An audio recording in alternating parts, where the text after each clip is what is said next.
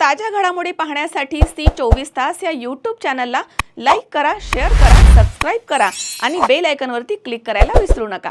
उपस्थित सर्व मान्यवर आणि माझे प्रिय शिक्षक यांचे मी स्वागत करते।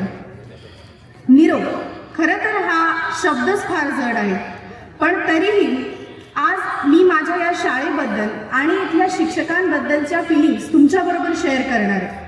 मित्रांनो, शाळेचे दिवस हे आपल्या आयुष्यातील गोल्डन डेज असतात।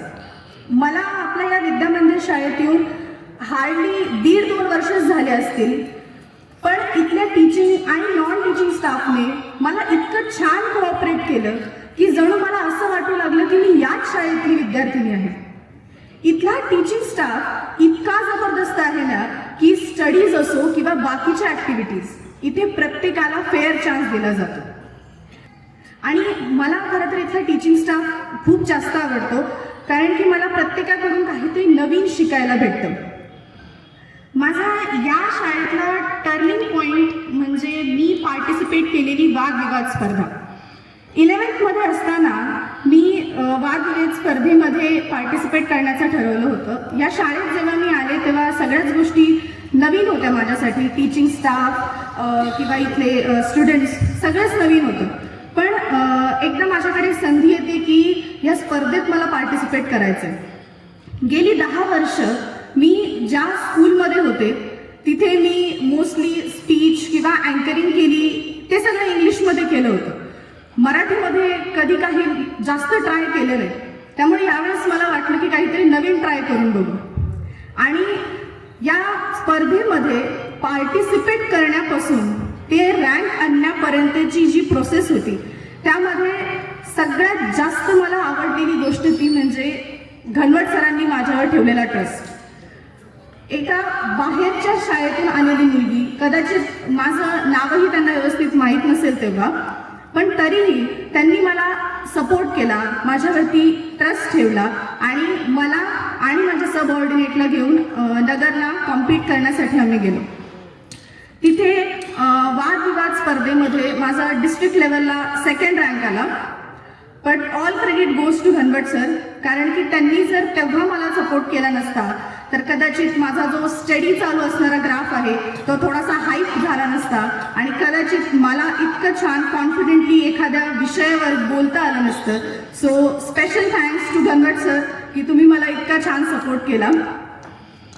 आणखी बोलायचं झालं तर 11th मधला एक इन्सिडेंट आठवतो मला।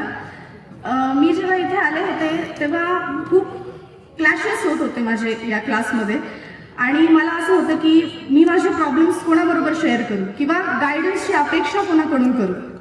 एक नाव जे माझ्या अवतीभोवती फिरत होतं ते म्हणजे चव्हाण मॅम। आणि मला एक पर्स्पेक्टिव्ह असं सांगितलं होतं इथल्या स्टुडंट्सने की चव्हाण मॅम या खूप स्ट्रिक्ट आहेत, त्या तुला रागवतील किंवा त्यांच्याशी जाऊन तू शेअर करू नको, तुलाच ऐकून घ्यावं लागेल। बट माहीत नाही काय झालं की मला त्यांच्याकडेच जाऊ वाटलं। मी गेले आणि मी जेव्हा त्यांच्याशी कम्युनिकेट केलं तेव्हा त्यांच्याबद्दलचा जो पर्स्पेक्टिव्ह माझ्या डोक्यात होता तो पूर्ण क्लिअर झाला आणि त्या जे काही शब्द बोलत होत्या ते शब्द जणू माझ्या डोक्यावर बिंबवले जात होते। त्या इतक्या छान बोलत होत्या। त्यांनी सांगितले एक वाक्य अजूनही माझ्या लक्षात आहे की बी अ गुड लिसनर, कमी बोलायचं आणि जास्त ऐकायचं। खरं तर हे वाक्य आपल्याला सगळ्यांनाच माहीत असतं, बट कधी कुठे आणि कसं वापरायचं हे समजत नाही आणि तेव्हा गरज असते खऱ्या गायडन्सची आणि प्रॉपर गायडन्सची। सो त्यासाठी देखील मी चव्हाण मॅमचे खूप आभार मानते की त्यांनी मला करेक्ट टायमिंगवरती प्रॉपर गायडन्स दिला आणि त्यांनी मला असं सांगितलं होतं की प्रत्येक सिच्युएशन ही शांत राहून हँडल केली जाऊ शकते आणि प्रत्येक सिच्युएशनमधून शांत राहून तू स्वतःतले क्लॉज ओळखून स्वतःला इम्प्रूव्ह करू शकते। ही गोष्ट मी आजपर्यंत वापरलीच आहे आणि इथून पुढे माझ्या जर्नीमध्ये देखील वापरेल। So thank you very much to you ma'am. आणखी माझ्या टीचर्स बद्दल बोलायचं झालं तर Borude sir, Relkar sir, Badak sir, Mandve ma'am, Rajshree ma'am सगळेच अत्यंत उत्तम टीचिंग स्टाफ आहे। सगळ्यांकडून काही ना काही क्वालिटीज घेण्यासारख्या।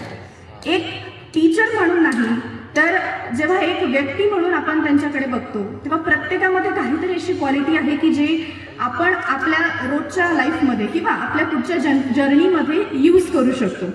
So thank you very much to all my dear teachers की त्यांनी मला छोट्या छोट्या गोष्टींमधून काही ना काही शिकवलं आणि त्यांच्या या शिकवणीतून मी स्टेप बाय स्टेप इम्प्रूव्ह होत गेले. Thank you very much.